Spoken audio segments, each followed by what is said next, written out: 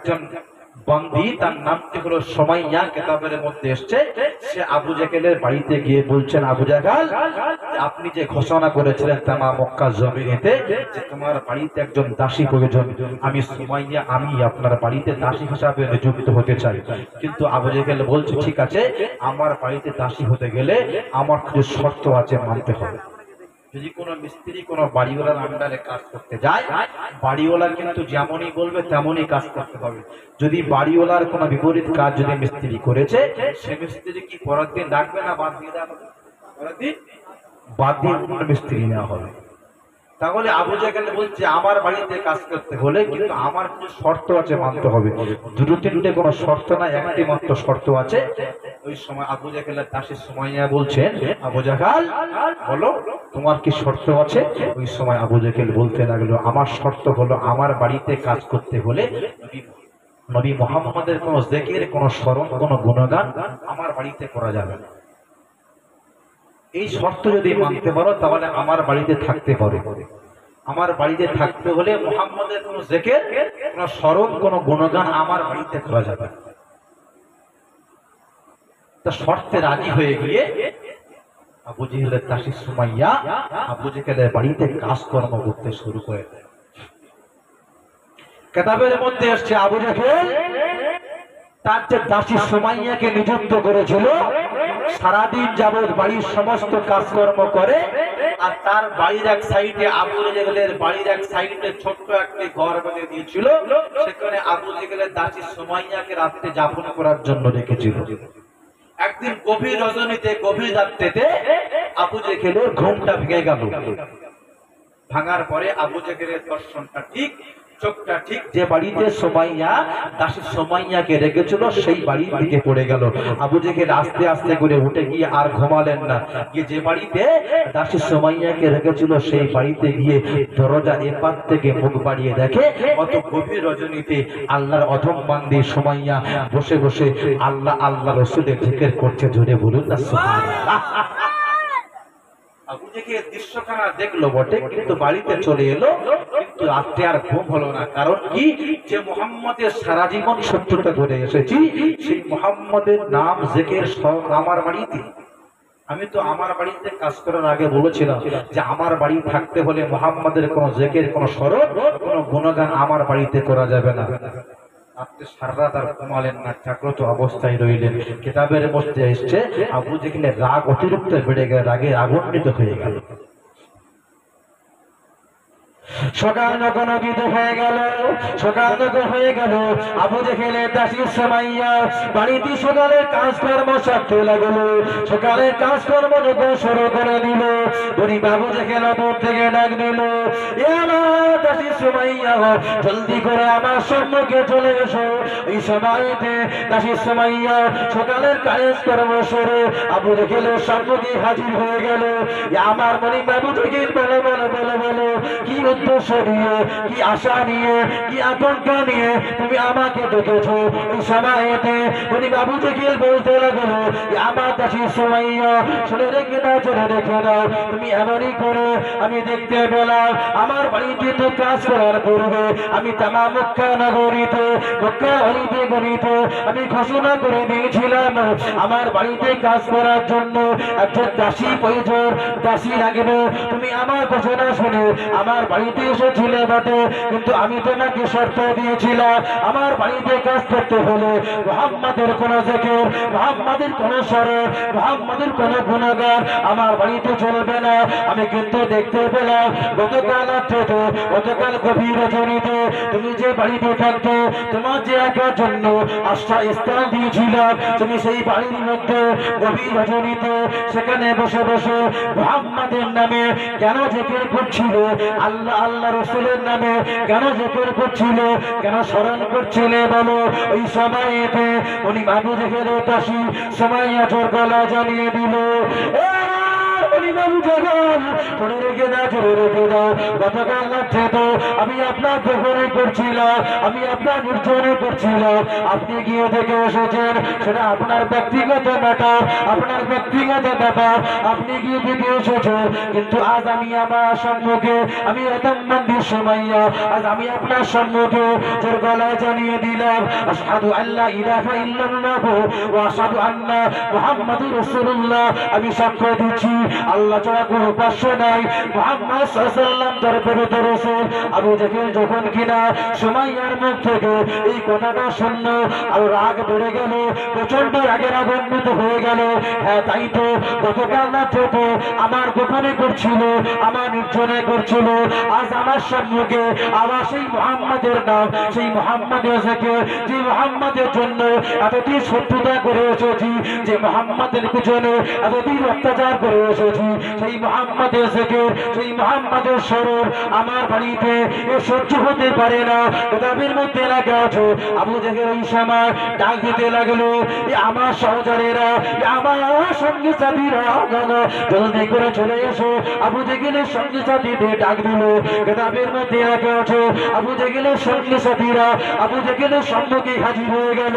আবু জাহেল ওই সময় বলতে লাগলো, আমার সঙ্গী সাথীরা, তাও চলে যাও, চলে যাও, চলে যাও, এই আল্লাহর বান্দি সুমাইয়াকে এখান থেকে নিয়ে যাও, এতটা কষ্ট দিয়ে দেবে, আরে মুহাম্মাদের নামখানা জীবনের মতো মুখে না আনতে পারে, এতটা কষ্ট দেবে সুমাইয়াকে, আমার এখান থেকে নিয়ে চলে যাও। এই মুহাম্মাদে এমনই করে এতে একে এতটা কষ্ট দিয়ে দেবে যে মুহাম্মাদের নাম, কোন জিকির, কোন স্মরণ, কোন গুণগান যেন আমার বাড়িতে এর মুখে যেন আর উচ্চারণ না হয়, এতটা কষ্ট দিয়ে দেবে। কিতাবের মধ্যে লেখা আছে, ওই সময় আবু জাহেলের লোকজনেরা, আবু জাহেলের সঙ্গে সাথীরা এমন একটি উটকে সংগ্রহ করে নিয়ে এলো। কিতাবের মধ্যে পাওয়া যায়, উটের পায়ের সঙ্গে আল্লাহর আদমবন্দির সুমাইয়ার পাকে বেঁধে দিল। উটের পায়ের সঙ্গে এমনই করে সুমাইয়া দুটো হাতকে বেঁধে দিল। উটের উপরে একজন সবারি দিয়ে আস্তে আস্তে করে মক্কার মরুভূমি এলাকা, আস্তে আস্তে করে উটের উপরে সবারি দিয়ে এমনই করে নিচে সুমাইয়ার হাত পা বেঁধে দিয়ে উটের উপরে সবারি নিয়ে উটকে চালু করে দিল। কিছুটা দূর যাওয়ার পরে মক্কার মরুভূমি এলাকা, উত্তপ্ত গরমময় বালুকা এলাকা, কিছুটা দূর যাওয়ার পরে এমন একটি জায়গায় দাঁড় করিয়ে সুমাইয়াকে জিজ্ঞাসা করতে লাগলো। সুমাইয়ার শরীরের দিকে তাকিয়ে দেখা গেল, সুমাইয়ার শরীর থেকে রক্ত গড়িয়ে গড়িয়ে গড়িয়ে গড়িয়ে জমিনের মধ্যে পড়তে লাগলো। সুমাইয়ার শরীর থেকে রক্ত গড়িয়ে গড়িয়ে জমিনের মধ্যে পড়তে লাগলো। এমনই পরিস্থিতিতে আবু জাহেলের সঙ্গে সাথীরা মক্কার কুফারে কুরাইশরা ওই সময় জিজ্ঞাসা করতে লাগলো,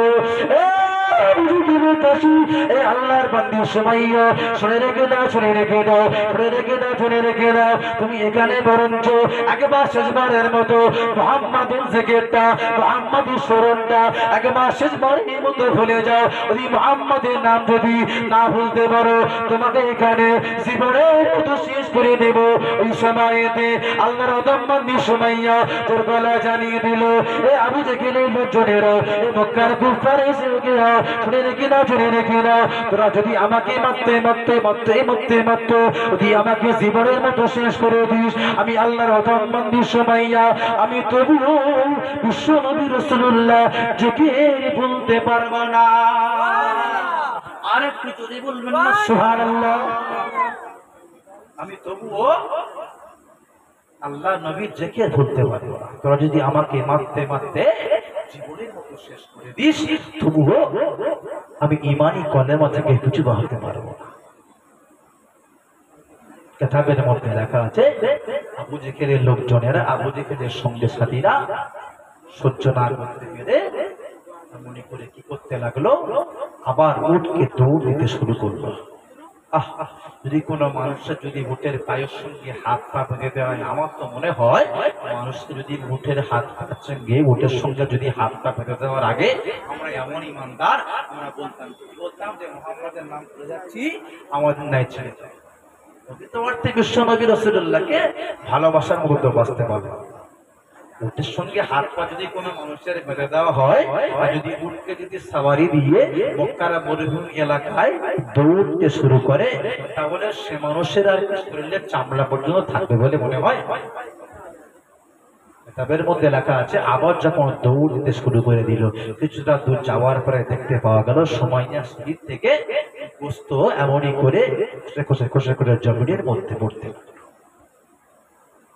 কিতাবের মধ্যে পাওয়া যায় আবু জেহেলের লোকজনেরা, আবু জেহেলের সঙ্গে সাথীরা আবার যখন এমনই করে উটকে দৌড় দিতে শুরু করে দিল, কিছুটা দূর যাওয়ার পরে এমন একটি জায়গা নিয়ে গিয়ে এমনই করে সুমাইয়াকে তেমনই করে উটকে দাঁড় করিয়ে দিয়ে সুমাইয়াকে মক্কার মরুভূমি এলাকায় মক্কা জমিনেতে সুমাইয়াকে শুইয়ে দিয়ে বুকের উপরে পাথর চাপিয়ে দিয়ে বুকের মধ্যে পানি চেপে দিয়ে এতটা কষ্ট দিয়ে সুমাইয়াকে বলতে লাগলো, এই আল্লাহর বান্দি সুমাইয়া শুনে রেখে দাও, জেনে রেখে দাও, তোমাকে শেষবারের মতো বলছি, এবারে হয়তো মুহাম্মাদের নামখানা জীবনের মতো ভুলে যাও, মুহাম্মাদের নামখানা যদি না বলতে পারো আমি তোমাকে আমরা জীবনের মতো শেষ করে দেবো।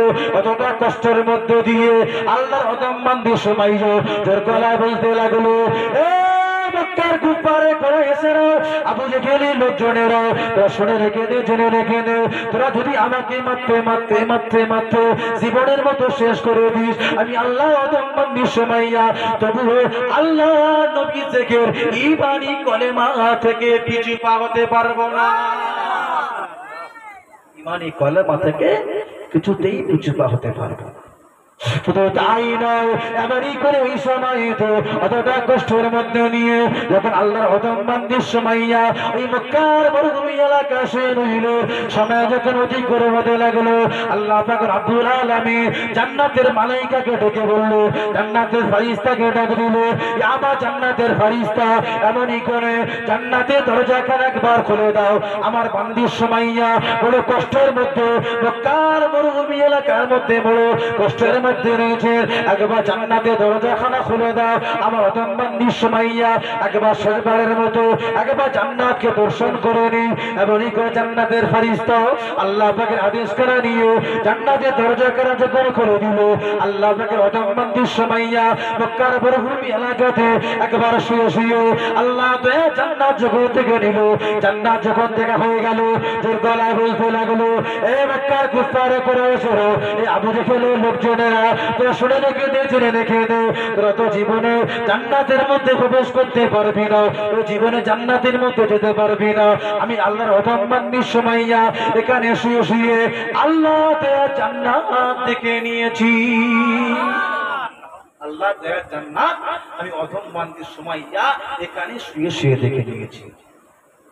যখন জান্নাত দেখা হয়ে গেল, আল্লাহ পাক রব্বুল আলামিন আলাইহিস সালামকে পাঠিয়ে দিলেন, যাও আজরাইল চলে যাও, আমার বান্দি সুমাইয়া বড় কষ্টের মধ্যে আছে, আমার বান্দি সুমাইয়া জানকে কবজা করে আমার দরবারে নিয়ে চলে এসো। আল্লাহ নবীকে আমি আপনি প্রকৃত অর্থে ভালোবাসার মতো বাঁচতে পারি। আল্লাহ নবী কতটা ভালোবেসেছিলেন, কতটা কষ্টের মধ্যে তবুও ঈমান